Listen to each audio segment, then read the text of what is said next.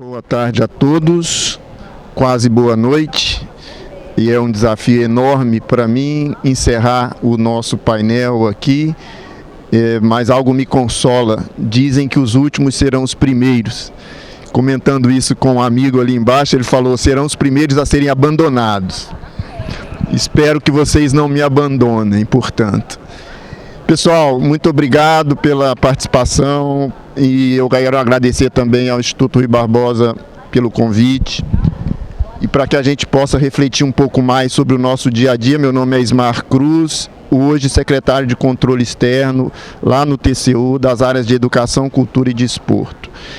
A partir desse plano geral que Marcelo Barros colocou sobre os desafios da governança multinível, queria convidá-los a mergulhar na educação brasileira, tentando refletir como se traduz no dia a dia, a olhos vistos, a ausência de uma governança entre os níveis de governo responsáveis pela área da educação.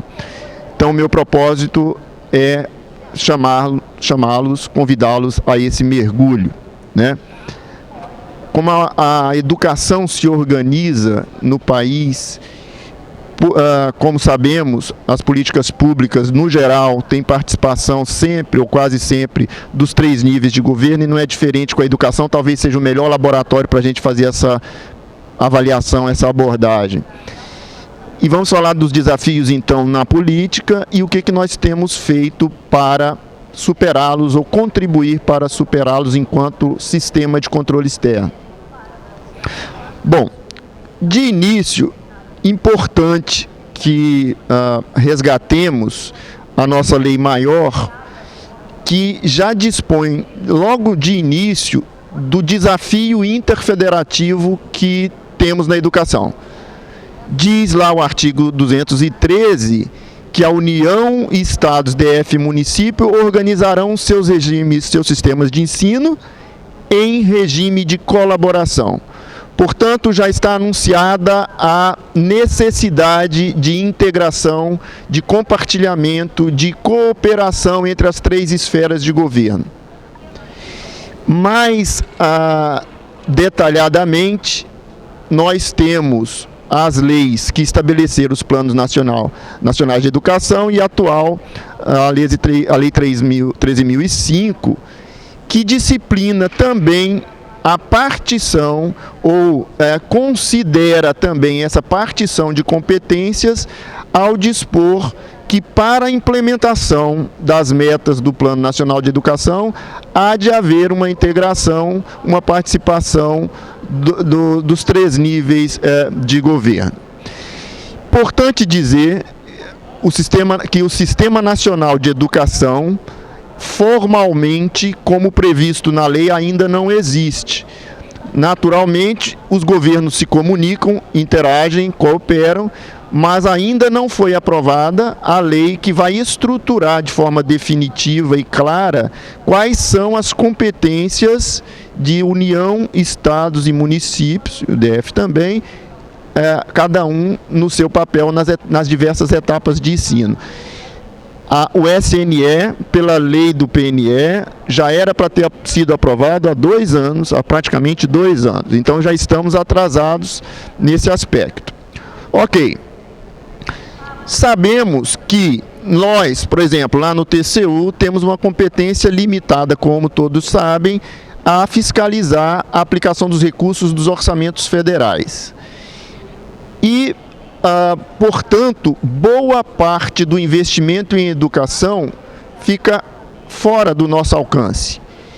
A educação básica é competência de estados, municípios, né, como todos sabemos, e a União mais dedicadamente à educação superior.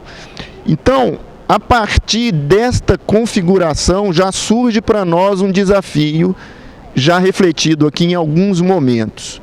Como avaliar a política pública e como contribuir para o seu aperfeiçoamento atuando num sistema de competência tripartida, por assim dizer.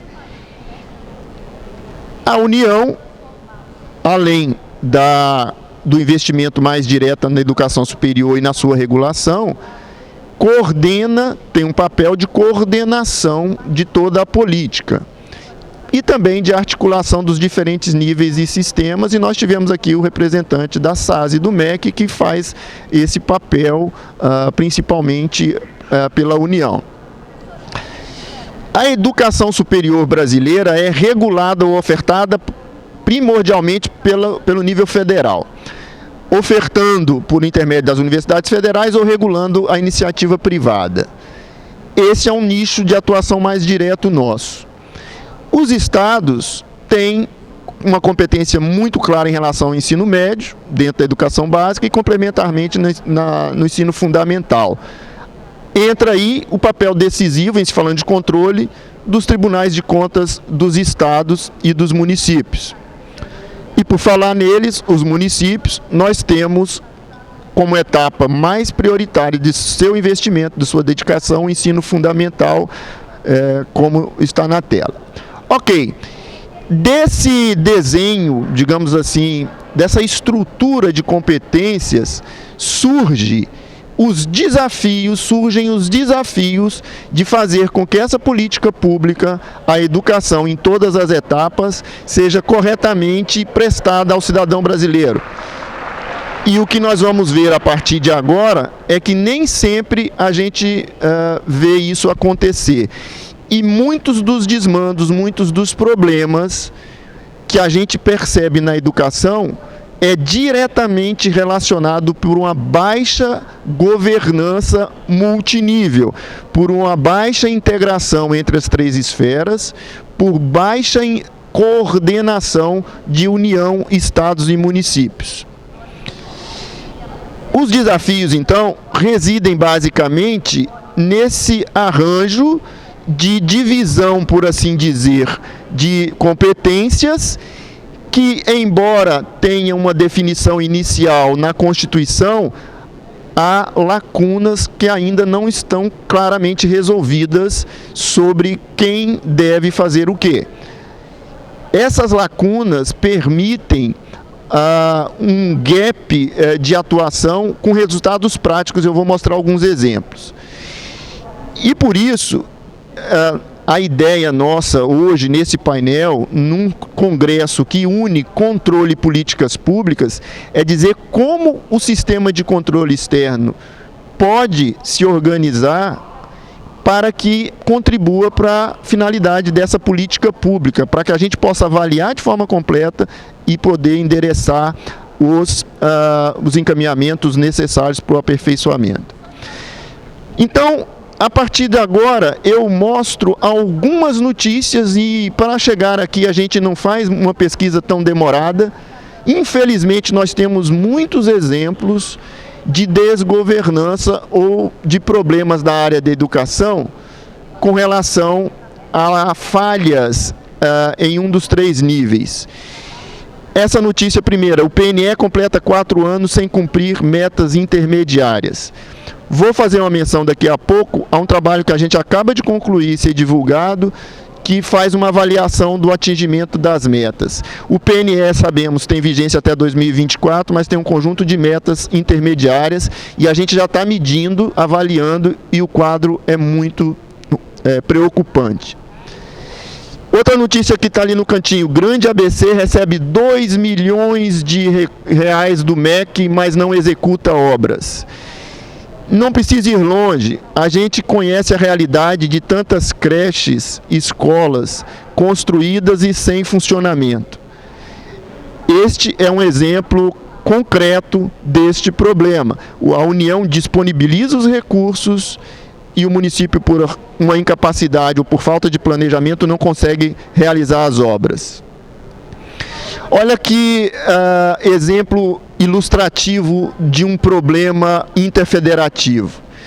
A União entrega, lanchas para transporte de estudantes na zona rural de Alfenas, ao custo de R$200 mil, e que estavam, neste momento, abandonadas há 1 ano e meio no município, sem transportar nenhuma criança. Quando a gente vê essa notícia e vê a lancha parada, a gente pode ter uma certeza: alguém errou. A reportagem investiga as razões pelas quais a lancha está sem utilização, e uma das explicações é que as mães dos alunos têm receio de autorizar, de permitir que os filhos andem nessas lanchas por não serem seguras. Bom, aí a gente tem duas possibilidades. Primeiro, a lancha não é segura. Quem errou? Quem comprou a lancha. Comprou uma lancha que não tem segurança suficiente para transportar os alunos. E segunda alternativa, sim, a lancha é segura. Onde é que está o erro? Talvez o erro esteja na prefeitura, que não conseguiu esclarecer a sociedade de que aquela lancha é um transporte seguro para as crianças do município. Percebam que em algum momento alguém errou e para o cidadão não fica muito claro quem errou. Aliás, para nós mesmos, de controle, a gente não consegue de cara dar essa resposta. E é por isso que nós precisamos integrar o sistema de controle para que, numa situação como essa, a gente tenha condições de dar uma resposta articulada entre a União, ou quem tem competência de fiscalizar a União, e quem tem competência de fiscalizar o município. A merenda escolar é um dos programas mais importantes desse país e um dos grandes exemplos que o país tem de um programa de abrangência nacional. E a gente conhece, quem milita na área, o histórico de escândalos, de problemas na execução desse programa. Tanto no que diz respeito ao preparo, à oferta, enfim, das refeições, condições de higiene sanitárias, como com relação a desvios, corrupção, escândalos envolvendo a merenda.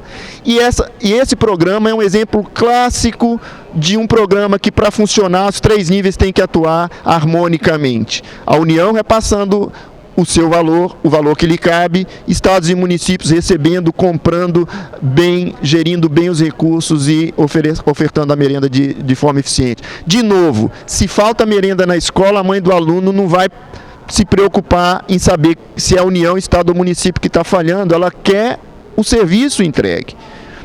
Este é o desafio da governança entre um programa de 3 competências distintas e complementares. Outro exemplo, quase metade dos municípios não sabe quantas crianças de 4 e 5 anos estão fora da escola. Nós apuramos isso na auditoria. Bom, essa idade de 4 e 5 anos, o Plano Nacional de Educação tinha como meta universalizar esse nível até 2016. Então nós fizemos um trabalho para saber em que nível que estava esse atendimento dessa população. E boa parte, metade dos municípios não sabiam sequer quantas crianças deveriam atender. Ora bolas, se a meta é universalizar, como é que eu universalizo um universo que eu não conheço? Dever de casa original, primário, os municípios não fazem busca ativa, doutor César falou isso aqui há pouco. E mais do que isso, pessoal, mais do que isso, os prefeitos, muitos deles, as prefeituras, não sabem que é sua competência fazer a busca ativa. Olha aí o problema de governança interfederativa, olha aí a lacuna, o gap, o espaço de que nem eles fazem e a União não vai fazer.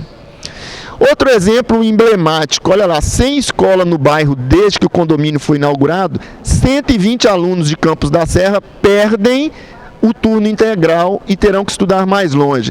Isto é um outro exemplo, infelizmente, ilustrativo dessa situação. Nesse caso, os alunos já tinham garantido o turno integral e foi construída uma escola distante do condomínio, em que, em função dessa distância e da estrutura, eles teriam que se mover e a partir daí não teriam mais o turno integral, regrediram no único turno da educação. E por que isso aconteceu? Diz a matéria, porque o recurso da União não saiu a tempo de estruturar a escola no nível adequado para o turno integral. Veja a repercussão no dia a dia de um aluno que tem atividades o dia inteiro e a partir de determinado momento muda e vai ter apenas metade da sua carga horária. Então, a ideia que nós temos e a reflexão que a gente traz, e eu falei há pouco, algumas das competências ainda são incertas.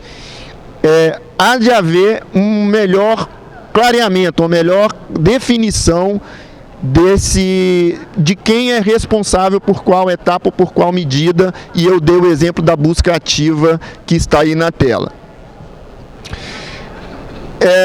Também em relação às creches, falei há pouco, este número que está na tela aí impressiona, de um total de 8.800 obras, 8.800 obras, praticamente a metade obras de creche para a infância. Praticamente a metade ou estava cancelada, paralisada, ou não estava em funcionamento.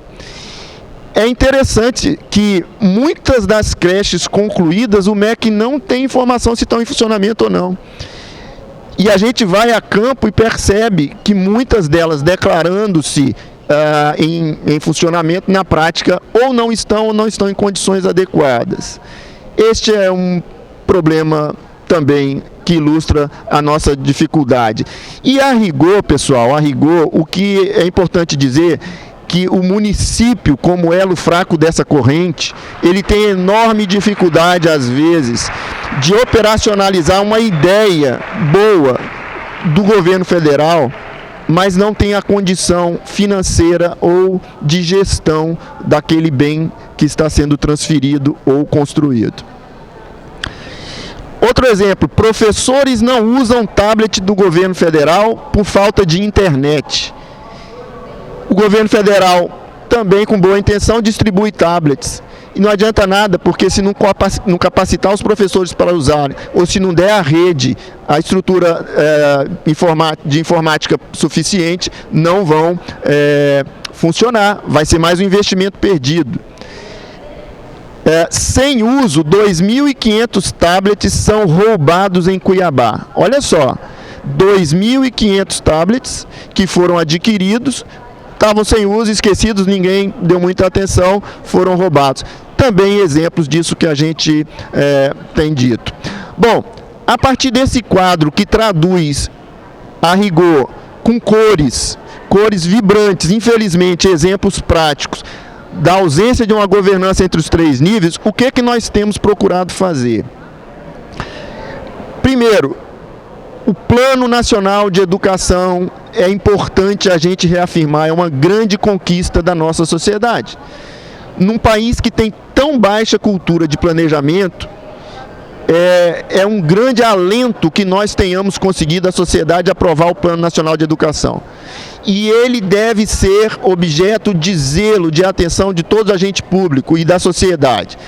E no TCU e no ambiente de controle a gente tem feito isso. Definimos uma estratégia para fazer o acompanhamento das metas do PNE. Agora, olha como essa questão da governança multinível chega a nós. Não existe um plano federal de educação.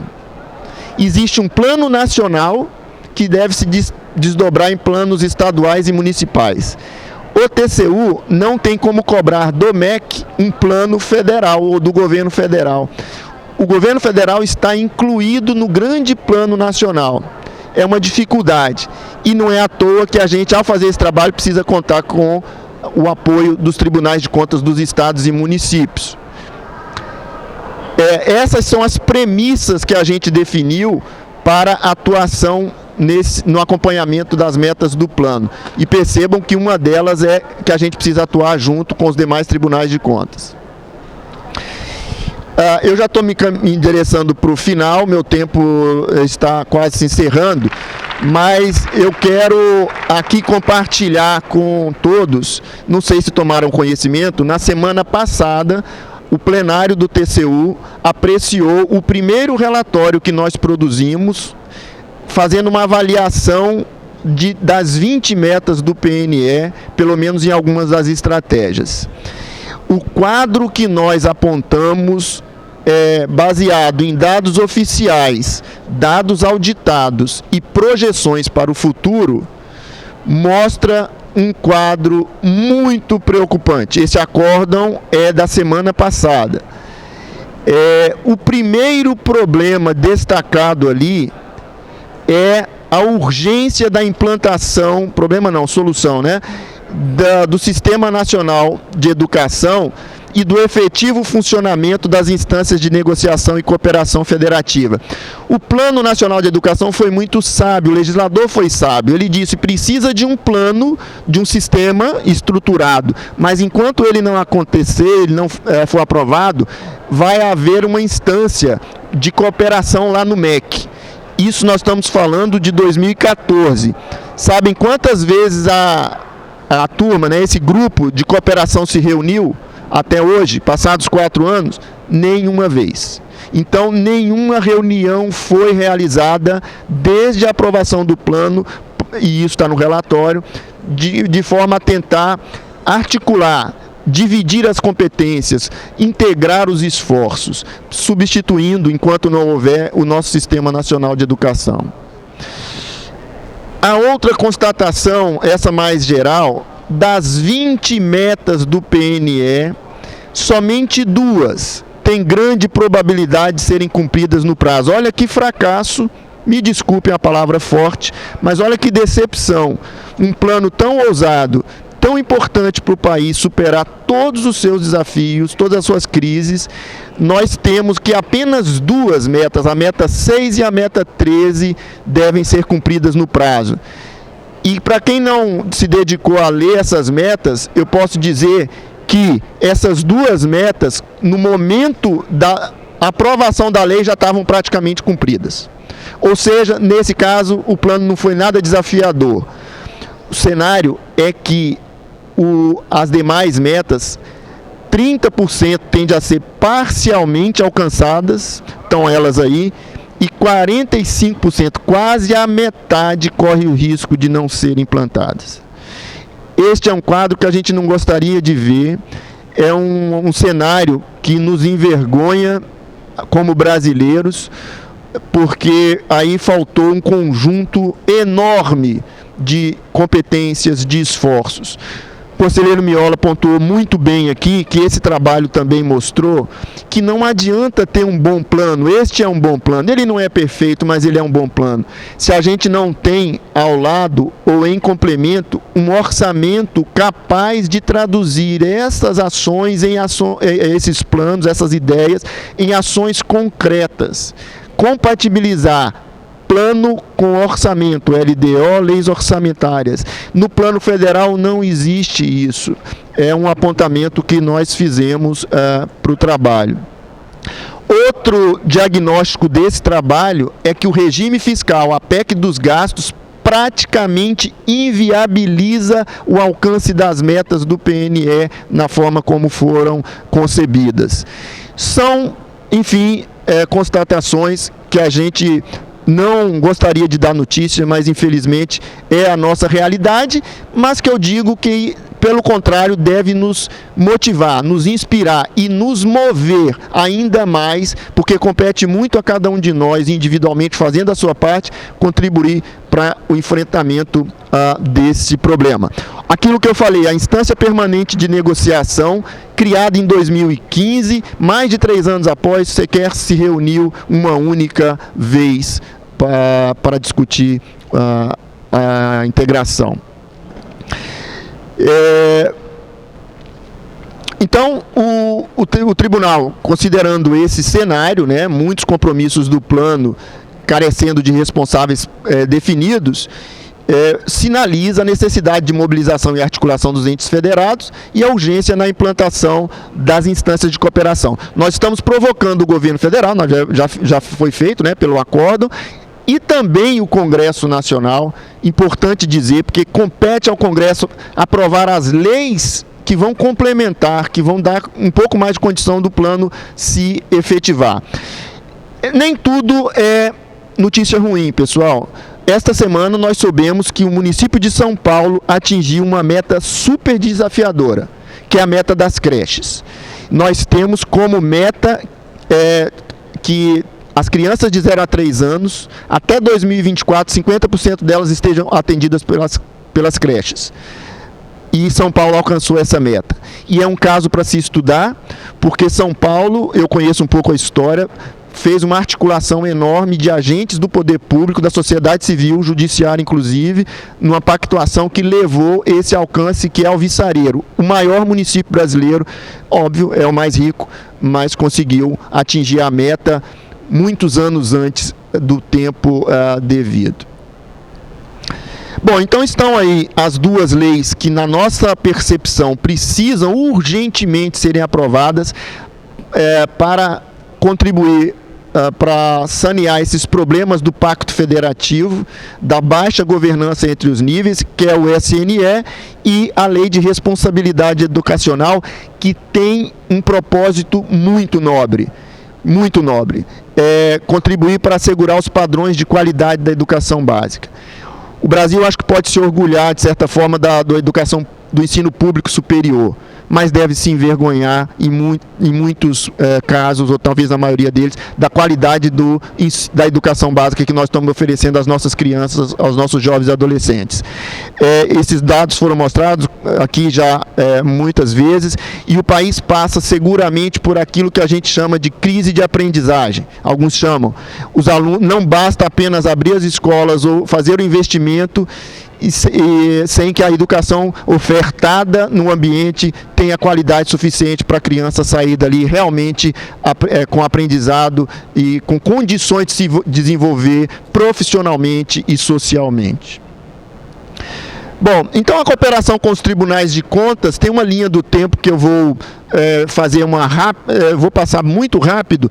Apenas o conselheiro Miola já me ajudou bastante, mais uma vez, conselheiro, ao relatar essa nossa luta. Nós estamos juntos, vários companheiros de tribunais de contas, desde lá de 2015, estruturando a atuação dos tribunais na área de educação, e nós tivemos agora, ontem, a assinatura de um acordo de cooperação, que é um novo passo, que é o último passo ali, é o projeto que vai permitir que nós possamos organizar o sistema de controle externo de forma mais eficiente, para fazer esse controle de forma global, de forma ampla, que não deixe lacuna para saber quem falhou, para que a gente possa dar essa resposta efetivamente para a sociedade, qual das três esferas atuou da forma devida e esperada.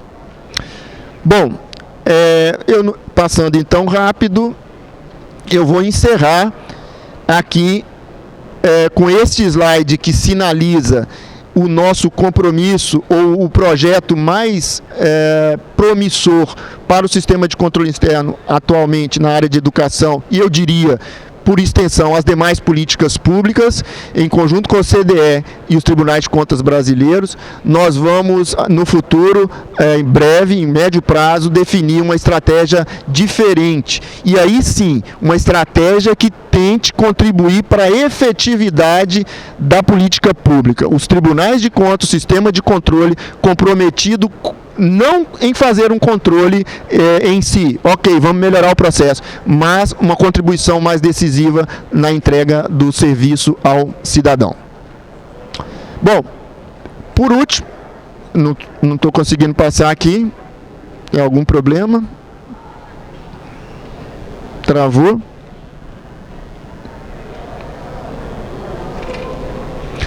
É um chamamento, o último slide, eu não sei por que não está passando, eu queria fazer um convite a todos. Agora foi. Para enfrentar esses desafios, a gente pretende fazer uma outra ação, Eu convido a todos para um seminário que nós vamos discutir lá em Brasília os desafios, os problemas e os caminhos para que a gente possa superar a baixa integração, coordenação da política pública de educação frente ao nosso pacto federativo. Então é um evento que nós realizaremos no dia 4 de dezembro, lá em Brasília, para o qual eu sugiro, reservem a data, e nós vamos poder... A ideia é entregar um documento com as reflexões desse seminário ao próximo governo, aos próximos governos estaduais e municipais, meio que induzindo, estimulando a eles que os enfrentem nas suas gestões. Então, com o meu tempo esgotado e obediente que sou, eu vou encerrar agradecendo pela atenção. Posso falar em nome do tribunal, meu nome do Marcelo, e dizer que para nós é uma honra, uma satisfação, um grande orgulho ter essa rede, ter a atenção de vocês e ter trocado essas informações. Estamos todos à disposição no tribunal, sintam-se em casa e, por favor, contem conosco, ok? Muito obrigado.